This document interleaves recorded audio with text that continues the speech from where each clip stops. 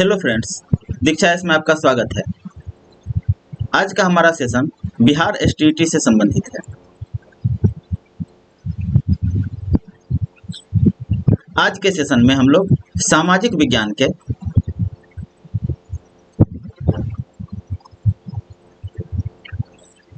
Previous year question को cover करेंगे। आज का जो हमारा टॉपिक होगा वह होगा हिस्ट्री का, जिसमें हम लोग प्रीवियस ईयर क्वेश्चन को देखेंगे जो एसटीईटी के एग्जाम में पीछे पूछे गए थे। अगर आप लोगों ने अभी तक हमारे चैनल दीक्षा इसको सब्सक्राइब नहीं किया है तो जल्द से जल्द सब्सक्राइब कर लीजिए। हिस्ट्री के बाद जो हमारा वीडियो होगा वह होगा ज्योग्राफी का, इसके बाद पॉलिटिकल साइंस का और फिर इकोनॉमिक्स का। इन चारों ही सब्जेक्ट से बिहार एसटीईटी सामाजिक विज्ञान में क्वेश्चन पूछे जाते हैं, जिसमें से कोई दो से आप लोगों को क्वेश्चन बनाना होगा। तो आइए चलते हैं टॉपिक की तरफ। फर्स्ट क्वेश्चन है, हड़प्पा में एक उन्नत जल प्रबंध प्रणाली का पता चलता है। ए ऑप्शन है धौलावीरा, बी है लोथल, सी है कालीबंगा और डी है आलमगीरपुर। उन्नत जल प्रबंधन प्रणाली का पता धौलावीरा से चलता है, तो आंसर हो जाएगा ए। लोथल से हमें गोदीवारा, युगल समाधान,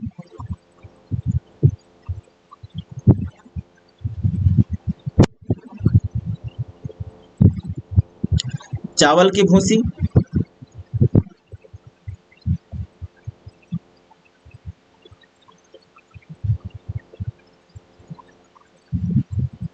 इत्यादि का पता चलता है। इसी प्रकार कालीबंगा से चूड़ी का कारखाना,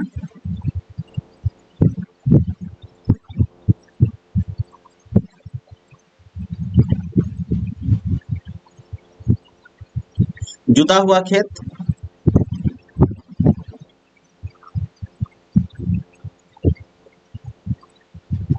और अग्निवेदी का पता चलता है।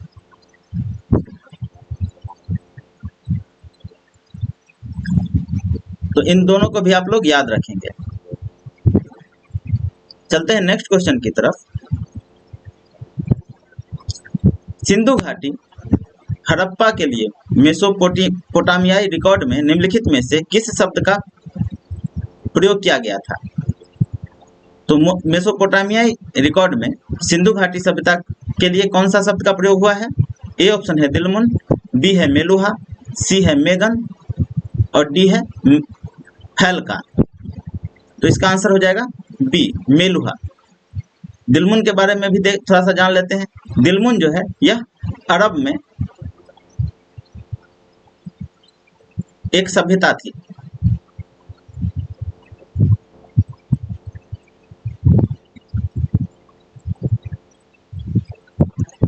नेक्स्ट क्वेश्चन है, हड़प्पा सभ्यता की दो सबसे महत्वपूर्ण फसलें कौन सी थी?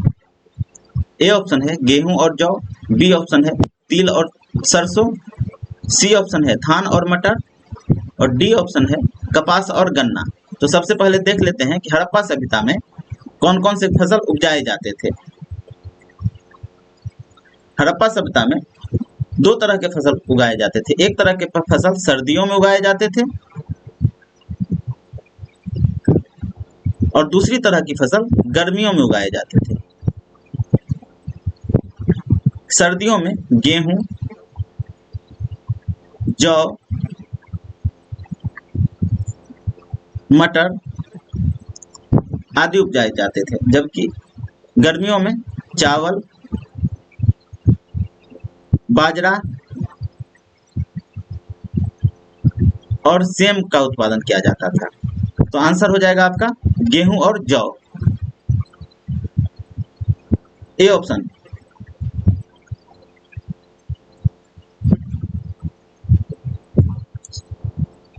नेक्स्ट क्वेश्चन है, निम्नलिखित में से कौन सा एक नगर हड़प्पा कालीन व्यापारिक गतिविधियों का एक महान केंद्र था? ए ऑप्शन है हड़प्पा, बी है कालीबंगा, सी है लोथल और डी है सुरकोतरा। तो इसका आंसर हो जाएगा सी, लोथल। हड़प्पा कालीन व्यापारिक गतिविधियों का महान केंद्र लोथल था। लोथल से क्या क्या मिला है ये पीछे हम लोग कर चुके हैं। थोड़ा सा हड़प्पा के बारे में जान लेते हैं कि यहाँ से क्या क्या मिला है। यहाँ से अन्नागार के साक्ष्य मिले हैं, मानव का धर मिला है जो कि पत्थर का बना हुआ था,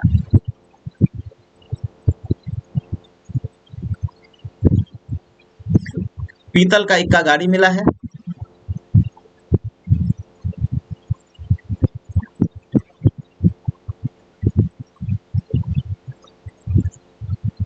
और स्त्री के गर्भ से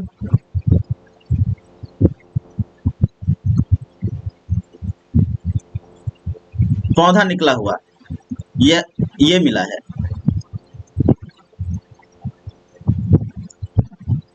कालीबंगा के बारे में पीछे हम लोग कर चुके हैं। और सुरकोटदा से घोड़े के अस्थि पंजर के अवशेष मिले हैं।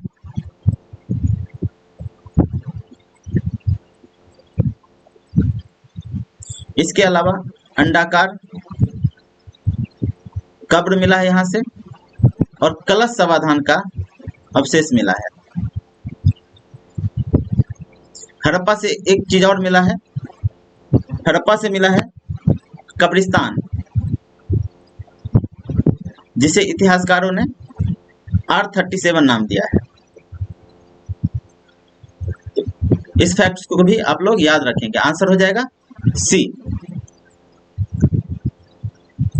नेक्स्ट क्वेश्चन है, हड़प्पा कालीन नगरों पर कौन प्रशासन करता था? ए ऑप्शन है राजा, बी ऑप्शन है पुरोहित राजा, सी ऑप्शन है व्यापारियों का अल्पतंत्र, और डी ऑप्शन है अज्ञात। तो आंसर हो जाएगा सी, व्यापारियों का अल्पतंत्र। हड़प्पा कालीन नगरों पर व्यापारियों का अल्पतंत्र शासन करता था। नेक्स्ट क्वेश्चन है, भारत के राज्य चिन्ह में प्रयुक्त होने वाले शब्द सत्यमेव जयते किस उपनिषद से लिए गए हैं? ए ऑप्शन है मुंडक उपनिषद, बी ऑप्शन है कठ उपनिषद, सी ऑप्शन है ईश उपनिषद, और डी ऑप्शन है बृहदारण्यक उपनिषद। तो आंसर हो जाएगा ए, मुंडक उपनिषद। सत्यमेव जयते जो है मुंडक उपनिषद से लिया गया है। थोड़ा सा कठ उपनिषद के बारे में जान लेते हैं। यहाँ से क्वेश्चन पूछे जाते हैं। कठ उपनिषद में यम और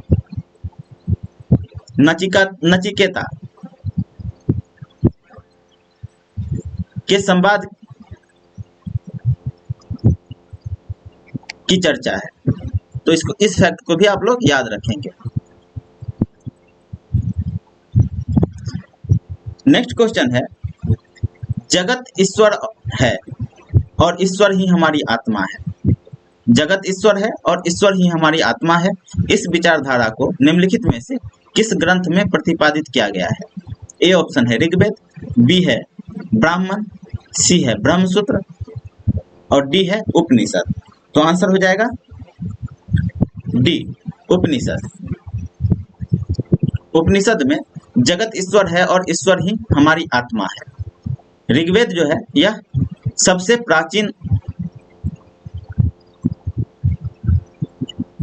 प्राचीन वेद है। आइए नेक्स्ट क्वेश्चन को देखते हैं जो कि आपके स्क्रीन पर है। ऋग्वेद में जिस अपराध का सबसे अधिक उल्लेख किया गया है वह था? ए ऑप्शन है हत्या, बी है अपहरण, सी है पशु चोरी, और डी है स्वर्ण की चोरी। तो ऋग्वेद में जिस अपराध का सबसे अधिक उल्लेख हुआ है वह है पशु चोरी। आंसर हो जाएगा सी।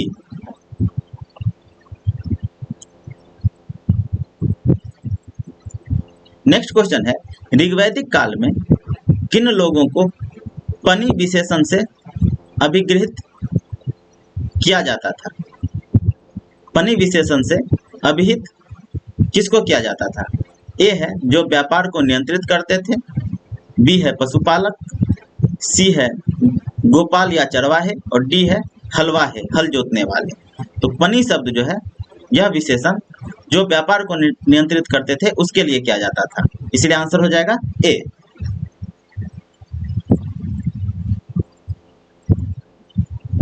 नेक्स्ट क्वेश्चन है, धन उधार देने का उल्लेख सर्वप्रथम किस वैदिक ग्रंथ में हुआ था? ए ऑप्शन है शतपथ ब्राह्मण, बी है गोपथ ब्राह्मण, सी है अथर्ववेद और डी है यजुर्वेद। इसका आंसर हो जाएगा ए शतपथ ब्राह्मण। धन उधार देने का उल्लेख सर्वप्रथम शतपथ ब्राह्मण में हुआ है। आंसर हो जाएगा ए। नेक्स्ट क्वेश्चन है, निम्नलिखित में से मगध के किस शासक ने राजधानी को अस्थायी रूप से गिरिव्रज से पाटलिपुत्र स्थानांतरित किया था? ए ऑप्शन है अजातशत्रु, बी है शिशुनाग, सी है कालाशोक और डी है मुंडा। तो इसमें जो है कोई भी सही नहीं है। यहाँ पे यदि क्वेश्चन रहता कि सर्वप्रथम राजधानी परिवर्तन किसने किया है तो हो जाता इसका आंसर उदयन। जबकि यहाँ पे अस्थाई रूप से गिरिव्रज से पाटलिपुत्र राजधानी स्थानांतरण का पूछा जा रहा है, तो ये हुआ है आपको नंद काल में, नंद वंश के काल में जो है पाटलिपुत्र को राजधानी के रूप में अस्थाई रूप से बनाया गया। आंसर हो जाएगा इनमें से कोई नहीं। और उदयन जो है पाटलिपुत्र नगर की स्थापना की थी।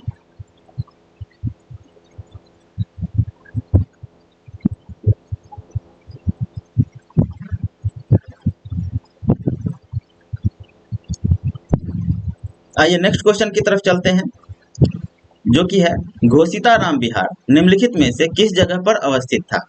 ए ऑप्शन है चंपा, बी है वाराणसी, सी है कौशाम्बी और डी है साकेत। आंसर हो जाएगा सी कौशाम्बी। घोषिताराम विहार जो है कौशाम्बी में अवस्थित था। कौशाम्बी कहाँ पे है? उत्तर प्रदेश में है। घोषिताराम विहार जो है यह गौतम बुद्ध के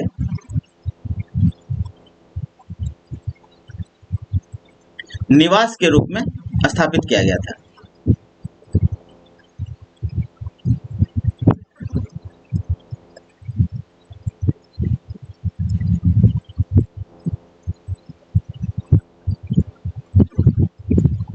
आइए नेक्स्ट क्वेश्चन की तरफ चलते हैं, जो कि है ब्राह्मण धर्म में किस संप्रदाय के उदय के साथ मूर्ति पूजा की परंपरा का प्रारंभ हुआ?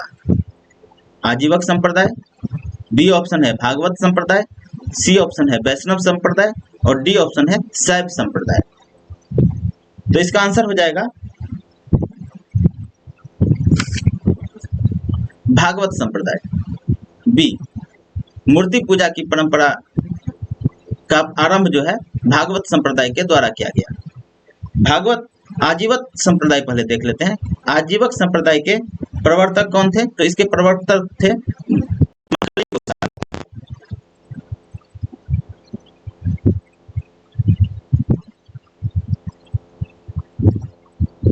भागवत संप्रदाय के प्रवर्तक थे कृष्ण।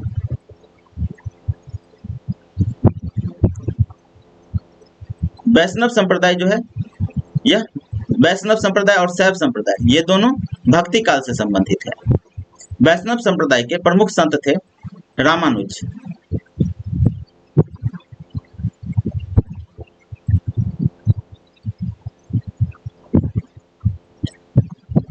आइए चलते हैं नेक्स्ट क्वेश्चन की तरफ, जो कि आपके स्क्रीन पर है।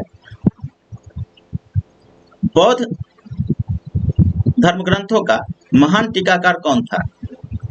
ए ऑप्शन है अश्वघोष,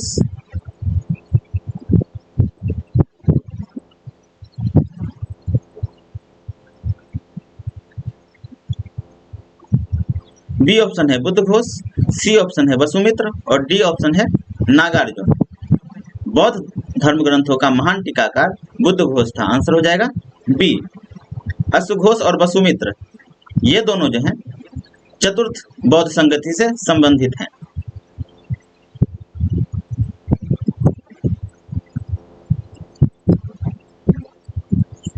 चतुर्थ बौद्ध संगति कहाँ पे हुआ है? तो ये हुआ है आपको कुंडलवन, कश्मीर में। इस समय शासक कौन था? तो शासक था कनिष्क। चतुर्थ बौद्ध संगीति में वसुमित्र अध्यक्ष थे और अशुघोष उपाध्यक्ष थे।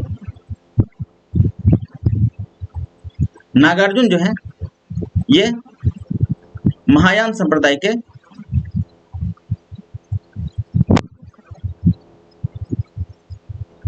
आचार्य थे। इनके द्वारा शून्यवाद का प्रतिपादन किया गया था।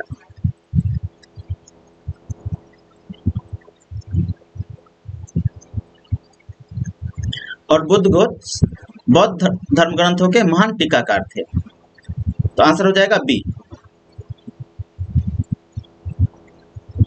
नेक्स्ट क्वेश्चन है, महावीर के बाद जैन धर्म के महान गुरु या संत कौन हुए?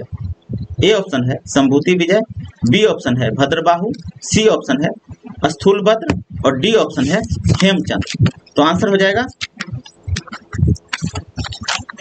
ए संभूति विजय। स्थूलभद्र ये प्रथम जैन संगीति के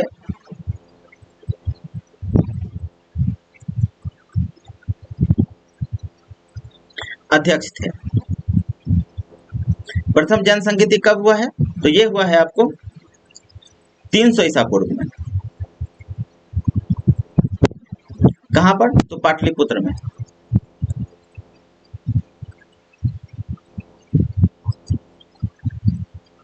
आइए चलते हैं नेक्स्ट क्वेश्चन की तरफ, जो कि आपके स्क्रीन पर है। मेगास्थनीज ने भारतीय समाज को कितनी श्रेणियों में विभाजित किया? ए ऑप्शन है 4, बी है 5, सी ऑप्शन है 6 और डी ऑप्शन है 7। आंसर हो जाएगा डी 7। मेगास्थनीज के द्वारा भारतीय समाज को 7 श्रेणियों में बांटा गया था। ये 7 श्रेणी कौन कौन से थे? तो फर्स्ट था दार्शनिक, सेकंड था किसान, थर्ड था अहीर, फोर्थ था कारीगर, फिफ्थ था सैनिक, सिक्स्थ था निरीक्षक और सेवेंथ था सभासद। इन्हीं 7 श्रेणियों में भारतीय समाज को मेगास्थनीज के द्वारा बांटा गया है। और इसका उल्लेख कहाँ पे है? तो मेगास्थनीज की जो रचना है इंडिका, इसी में है। आंसर हो जाएगा डी 7। आइए चलते हैं नेक्स्ट क्वेश्चन की तरफ। अशोक के शिलालेखों में प्रयुक्त भाषा कौन सी है? संस्कृत, प्राकृत, पाली, हिंदी। तो इसका आंसर हो जाएगा बी प्राकृत। अशोक के शिलालेख में प्रयुक्त भाषा जो है वह है प्राकृत।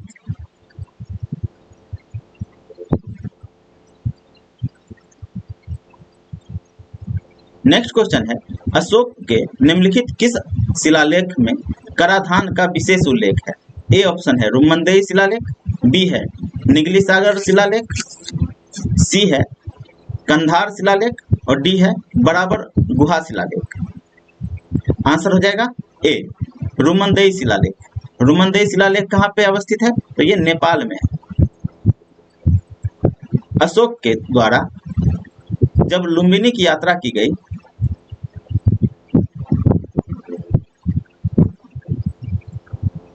तो लुम्बिनी में कर को घटाकर 1/8 कर दिया गया। अब इसके साथ ही धार्मिक कर को माफ कर दिया गया। इसी का उल्लेख रुमंदेई शिलालेख में है। निगली सागर शिलालेख जो है यह भी नेपाल में अवस्थित है। इस शिलालेख में उल्लेख है कि अशोक ने कनक मुनि बुद्ध के स्तूप का विस्तार किया था।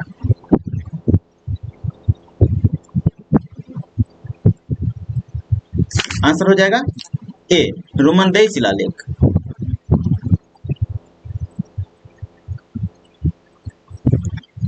नेक्स्ट क्वेश्चन है, पुराणों के अनुसार संपूर्ण मौर्य वंश का शासनकाल कितने वर्षों तक रहा? ए ऑप्शन है 218 वर्ष, बी ऑप्शन है 137 वर्ष, सी ऑप्शन है 85 वर्ष और डी ऑप्शन है 152 वर्ष। इसका आंसर हो जाएगा बी 137 वर्ष।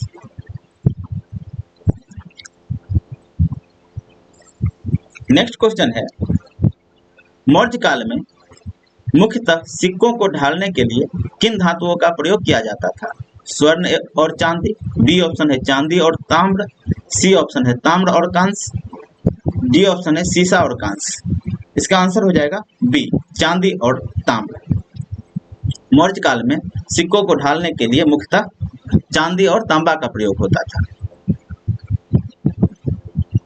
नेक्स्ट क्वेश्चन है, मौर्य काल में राजकीय भवन मुख्यतया किन वस्तुओं से निर्मित किए जाते थे? ए ऑप्शन है पकी हुई ईंटें, बी ऑप्शन है लकड़ी, सी ऑप्शन है मिट्टी एवं चूना और डी ऑप्शन है प्रस्तर। इसका आंसर हो जाएगा बी लकड़ी। मौर्य काल में राजकीय भवन मुख्यतया लकड़ी का बना होता था। मौर्यकालीन राजभवन का पता कहाँ से चला है? तो पटना के कुम्हरार से,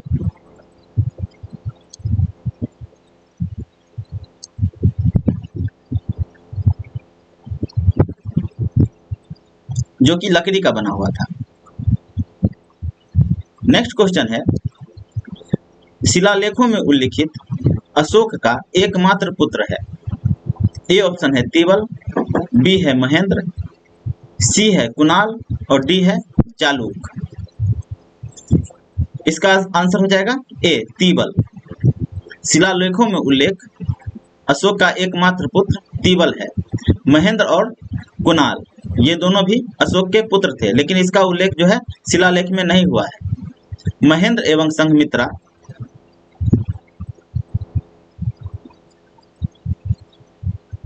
महेंद्र पुत्र था और संघमित्रा पुत्री थी। इन दोनों को अशोक ने श्रीलंका भेजा था बौद्ध धर्म के प्रचार के लिए।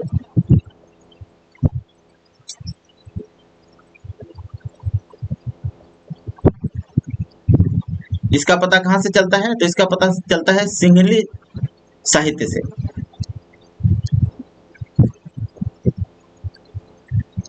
सिंहली साहित्य जो है यह श्रीलंका का साहित्य है। इसी प्रकार कुणाल का जो है ग्रंथों में ही पता चलता है, शिलालेखों में पता नहीं चलता है, इसलिए आंसर हो जाएगा ए तीवल।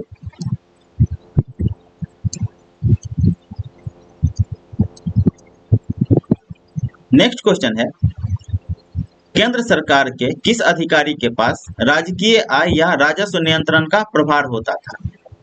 ए ऑप्शन है संनिधाता, बी है कार्मिक, सी है समाहर्ता और डी है महामात्र। तो इसका आंसर हो जाएगा सी समाहर्ता।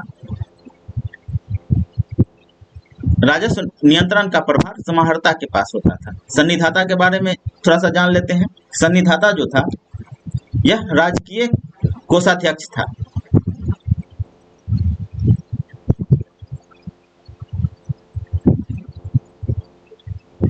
ये चारों जो हैं संनिधाता, कार्मिक, समाहर्ता, महामात्र, ये चारों मौर्यकालीन अधिकारी हैं। कार्मिक इसको कर्मांतिक भी कहा जाता है। कार्मिक या कर्मांतिक यह उद्योग और कारखाने का अध्यक्ष था।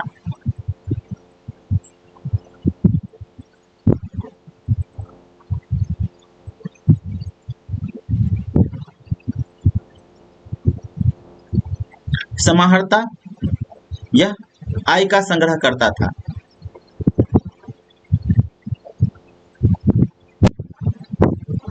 और राजस्व पर इसी का नियंत्रण होता था। और महामात्र जो है यह शीर्षस्थ अधिकारी थे।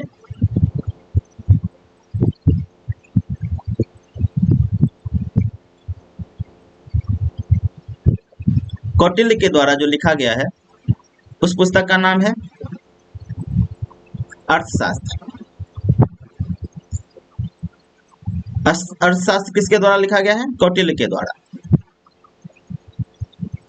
कौटिल्य, विष्णुगुप्त, जो भी कहिए। अर्थशास्त्र में कुल महामात्रों की संख्या 18 बताई गई है। इस फैक्ट को भी आप लोग याद रखेंगे। नेक्स्ट क्वेश्चन है, अशोक का धर्म मूलतः क्या था? ए ऑप्शन है सामाजिक और नैतिक अवधारणा, बी ऑप्शन है आध्यात्मिक और धार्मिक अवधारणा, सी ऑप्शन है सामाजिक एकता का प्रयास और डी ऑप्शन है सामाजिक धार्मिक समस्याओं के प्रति लौकिक दृष्टिकोण। तो इसका आंसर हो जाएगा डी। अशोक का धर्म जो है वह सामाजिक धार्मिक समस्याओं के प्रति लौकिक दृष्टिकोण था।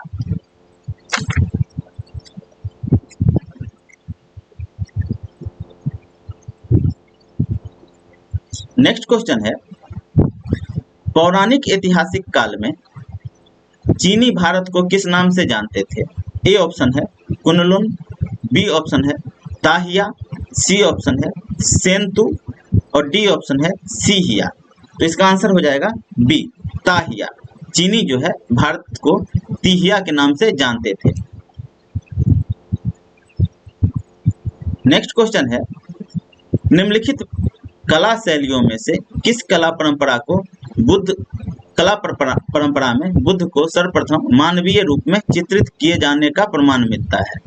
ए ऑप्शन है मथुरा कला, बी है गंधार कला, सी है भरहुत कला और डी है अमरावती कला। तो इसका आंसर हो जाएगा बी गंधार कला। सबसे पहले बुद्ध का मानवीय चित्रण गंधार कला में हुआ है, इसीलिए आंसर हो जाएगा बी। मथुरा कला भी बुद्ध से ही संबंधित है।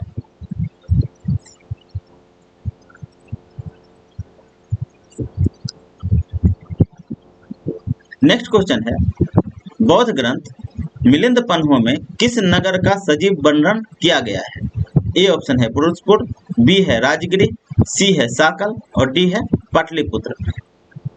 मिलिंद पन्हों में जिस नगर का सजीव वर्णन किया है वह है साकल। आंसर हो जाएगा सी। मिलिंद पन्हो जो है इसमें बौद्ध आचार्य नागसेन और यूनानी शासक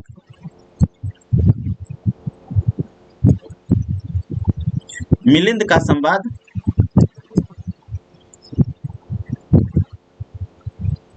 मिलिंद के बीच जो वाद विवाद हुआ था उसका उल्लेख है।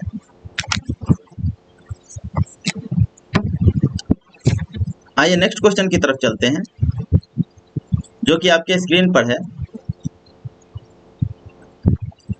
किस चीनी जनरल ने कनिष्क को हराया था? ए ऑप्शन है पेन चाओ, बी ऑप्शन है पानयांग, सी ऑप्शन है सी हुआंग टी और डी ऑप्शन है हो टी।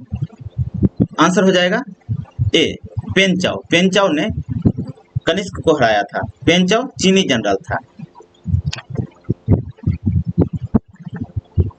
नेक्स्ट क्वेश्चन है, संगम युग में भारत द्वारा आयातित सर्वाधिक महत्वपूर्ण वस्तु क्या थी? ए ऑप्शन है सोना और चांदी, बी ऑप्शन है मृदभांड एवं कांच के बर्तन, सी ऑप्शन है मदिरा एवं दासियां और डी ऑप्शन है घोड़े। इसका आंसर हो जाएगा ए सोना एवं चांदी। संगम युग में भारत द्वारा आयातित सर्वाधिक महत्वपूर्ण वस्तु थी सोना एवं चांदी। नेक्स्ट क्वेश्चन है, निम्नलिखित में से किस भारतीय पशु पक्षी का व्यापक रूप में रोम में निर्यात किया जाता था? ए ऑप्शन है बंदर, बी है मयूर, सी है व्याघ्र और डी है हिरन। तो इसका आंसर हो जाएगा बी मयूर। भारतीय मयूर का रोम में बड़े पैमाने पर निर्यात किया जाता था। नेक्स्ट क्वेश्चन है, दिल्ली के मेहरौली के कुब्बत उल इस्लाम मस्जिद के प्रांगण में स्थित प्रसिद्ध लौह स्तंभ किसकी स्मृति में है? ए है अशोक, बी है चंद्र, सी है हर्ष और डी है अनंगपाल। तो आंसर हो जाएगा बी चंद्र। दिल्ली के मेहरौली के कुब्बत उल इस्लाम मस्जिद के प्रांगण में जो प्रसिद्ध लौह स्तंभ है वह चंद्र के स्मृति में स्थापित है। इसका आंसर हो जाएगा बी। नेक्स्ट क्वेश्चन है, निम्नलिखित में से किसका संबंध वराह मिहिर से है? ए ऑप्शन है योग यात्रा, बी है गोलापद, सी है 10 गीतिका सूत्र और डी है काल क्रिया। इसका आंसर हो जाएगा ए, योग यात्रा। बड़ामिहिर के द्वारा योग यात्रा पुस्तक की रचना की गई थी। बड़ामिहिर के अन्य पुस्तक जो काफी महत्वपूर्ण है वो है बृहत संहिता,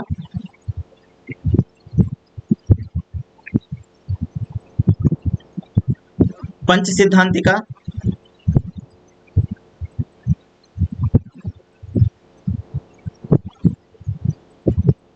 सूर्य सिद्धांत,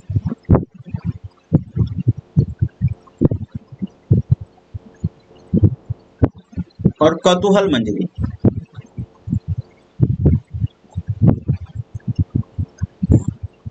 बड़ामिहिर के इन पुस्तक को भी आप लोग याद रखेंगे, ये काफी इंपॉर्टेंट है, यहाँ से क्वेश्चन पूछे जाते हैं।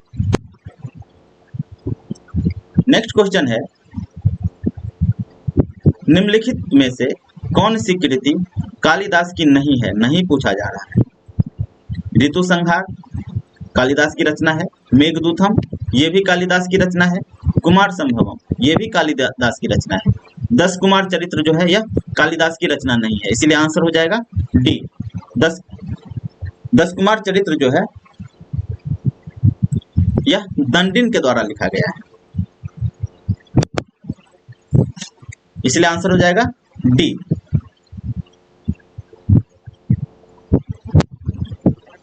नेक्स्ट क्वेश्चन है, उत्तर भारत के किस नगर को सर्वोत्तम रेशम उत्पादन केंद्र माना जाता था? ए है तक्षशिला, बी है पाटलिपुत्र, सी है कौशाम्बी और डी है वाराणसी। इसका आंसर हो जाएगा डी, वाराणसी। सर्वोत्तम रेशम उत्पादन केंद्र वाराणसी था। कब? तो प्राचीन काल में। नेक्स्ट क्वेश्चन है, निम्नलिखित में से किस देश के व्यापारियों का रेशम व्यापार पर एकाधिकार था? ए है चीनी, बी है अरबी, सी है ईरानी और डी है सिंघली। इसका आंसर हो जाएगा ए, चीनी। रेशम व्यापार पर एकाधिकार चीनियों का था। वर्तमान में भी रेशम के उत्पादन में 1 नंबर पे चीन ही है और सेकंड नंबर पे भारत का स्थान आता है। नेक्स्ट क्वेश्चन है, कृषि उत्पादन में राजा का अंश या भाग समानतया क्या कहलाता था? भाग, भोग, कर, हिरण्य। इसका आंसर हो जाएगा ए, भाग। राजा का अंश जो होता था वह भाग कहलाता था। आंसर होगा ए। कर जो है वह जनता से लिया जाता था, किंतु यह राजा का अंश नहीं होता था, यह प्रशासन में खर्च होता था। लेकिन भाग जो है यह राजा का अंश होता था।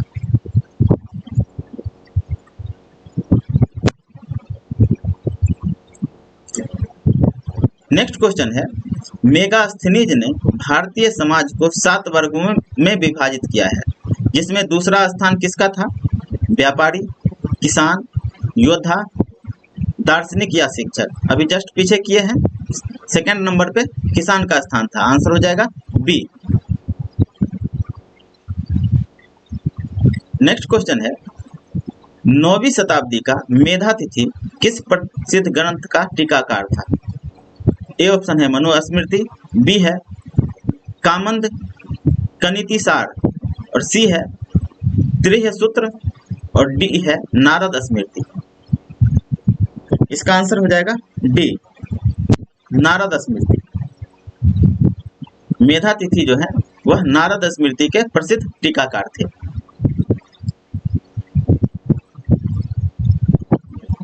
नेक्स्ट क्वेश्चन है, शंकराचार्य ने निम्नलिखित में से किस स्थान पर मठ की स्थापना नहीं की थी? नहीं पूछा जा रहा है। काशी, कांची, पुरी, केदारनाथ। कांची में भी मठ की स्थापना शंकराचार्य के द्वारा किया गया है, पुरी में भी किया गया है, केदारनाथ में भी किया गया है, जबकि काशी में नहीं किया गया है। तो आंसर हो जाएगा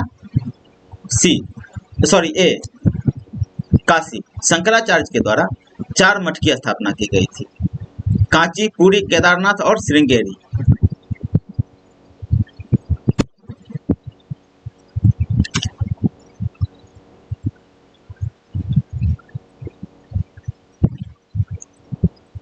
नेक्स्ट क्वेश्चन है, शैक्षणिक प्रयोजनों के लिए किस प्रकार के भूमि अनुदान प्रदान किए जाते थे?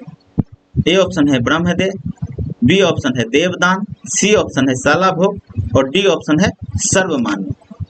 इसका आंसर हो जाएगा ए ब्रह्मदेव।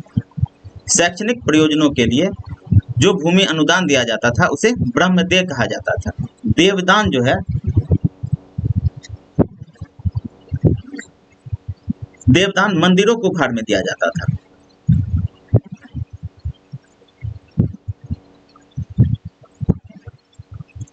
और शाला भोग यह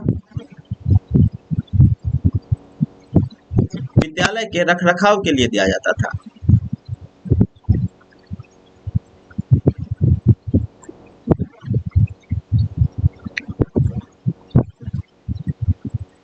विद्यालय स्थापित करने के लिए ब्रह्मदेव दिया जाता था और उसके रखरखाव के लिए शाला भोग दिया जाता था और मंदिर को देवदान के रूप में उपहार दिया जाता था। आंसर हो जाएगा ए ब्रह्मदेव। नेक्स्ट क्वेश्चन है, सल्तनत काल में भूमि की पैमाइश के लिए किस नाम या संज्ञा का प्रयोग किया जाता था? किस्तम ए गल्ला, बी ऑप्शन है गल्ला बक्सी, सी है मसाहत और डी है गजी। तो इसका आंसर हो जाएगा भूमि की पैमाइश के लिए जिस नाम का या संज्ञा का प्रयोग किया जाता था वह था गजी। आंसर हो जाएगा डी गल्ला बक्सी।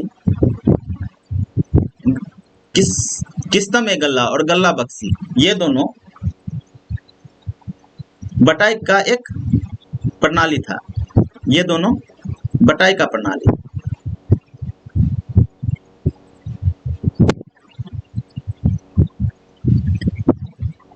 इसके अलावा बटाई का जो प्रणाली था वह था किस्तम ए गल्ला, गल्ला बक्सी और एक और था वह था हासिल। ये तीनों बटाई का प्रणाली था। जबकि मसाहत जो है यह कर निर्धारण का तरीका था।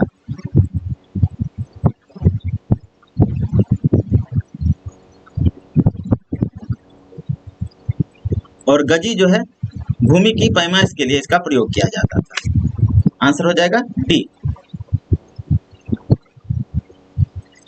नेक्स्ट क्वेश्चन है, किस सुल्तान ने सर्वप्रथम अकालग्रस्त लोगों को सहायता प्रदान करने के लिए अकाल संहिता तैयार की? ए ऑप्शन है बलबन, बी है गाजीउद्दीन, सी है मोहम्मद बिन तुगलक और डी है फिरोज शाह तुगलक। इसका आंसर हो जाएगा सी मोहम्मद बिन तुगलक। अकाल संहिता का निर्माण जो है वह मोहम्मद बिन तुगलक के द्वारा करवाया गया था।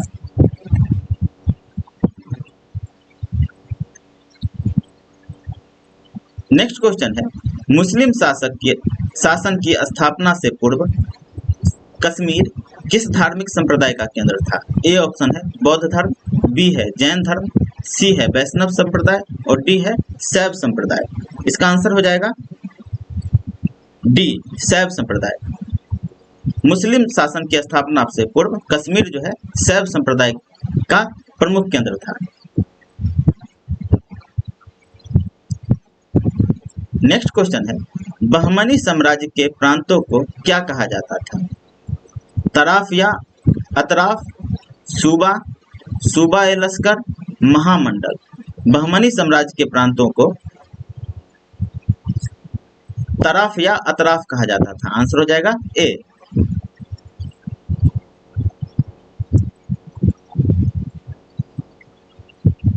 नेक्स्ट क्वेश्चन है, विजयनगर साम्राज्य का कौन सा संगीत वाद्य सर्वाधिक प्रसिद्ध और लोकप्रिय था? मृदंगम, वीणा, नादस्वरम, झांझ।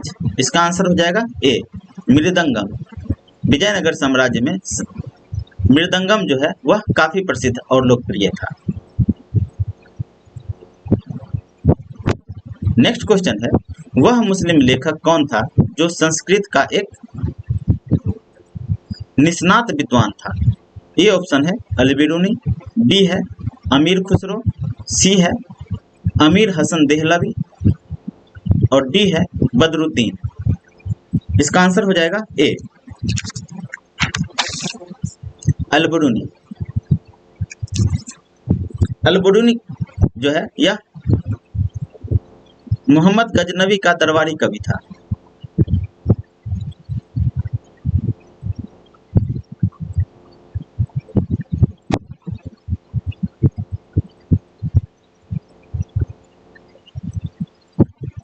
अलबरूनी के रचना का नाम है किताबुल हिंद।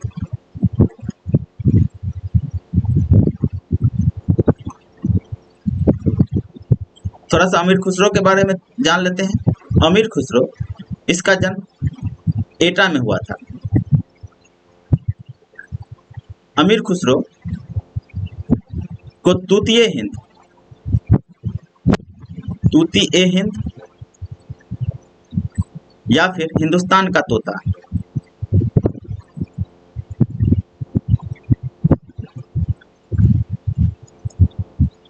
उपनाम से नवाजा गया है। इस फैक्ट को भी आप लोग याद रखेंगे। नेक्स्ट क्वेश्चन है, निम्नलिखित में से किसने शुद्ध अद्वैत दर्शन का प्रतिपादन किया?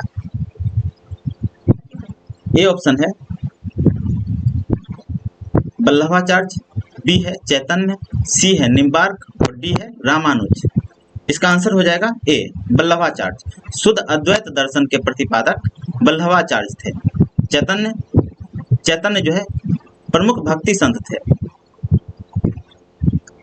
इनके द्वारा गोसाई संघ की स्थापना की गई थी।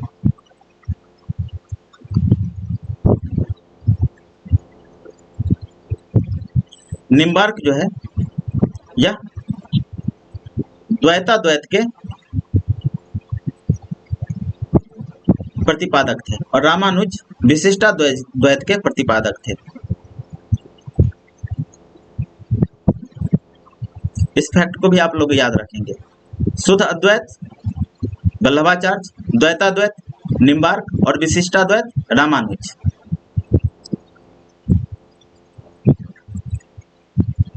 नेक्स्ट क्वेश्चन है, भूमि के उत्पादन में भू राजस्व के रूप में मराठा राज्य का कितना हिस्सा होता था?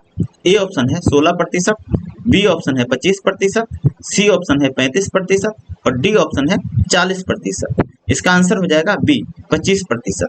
भू राजस्व में मराठा राज्य का जो हिस्सा होता था वह 25% का होता था। नेक्स्ट क्वेश्चन है, अंग्रेजी सेना के कमांडर सर हगरोज नहीं है, सर ह्यूरोज है ये।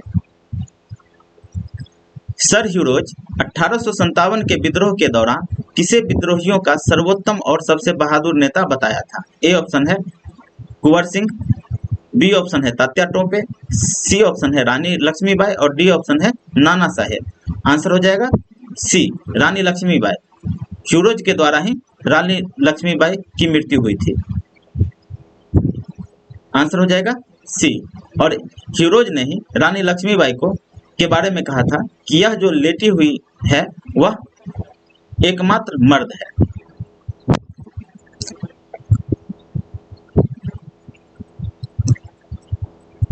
नेक्स्ट क्वेश्चन है, गांधी जी द्वारा प्रकाशित प्रथम समाचार पत्र था? ए ऑप्शन है इंडियन ओपिनियन, बी है नवजीवन, सी ऑप्शन है हरिजन और डी ऑप्शन है यंग इंडिया। आंसर हो जाएगा ए इंडियन ओपिनियन। गांधी जी के द्वारा प्रकाशित प्रथम समाचार पत्र इंडियन ओपिनियन था। नवजीवन, यंग इंडिया, हरिजन और इंडियन ओपिनियन चारों ही गांधी जी के द्वारा प्रकाशित समाचार पत्र है, जिसमें इंडियन ओपिनियन का प्रकाशन सबसे पहले हुआ था। और यह कहां से हुआ था? तो यह हुआ था आपको दक्षिण अफ्रीका से।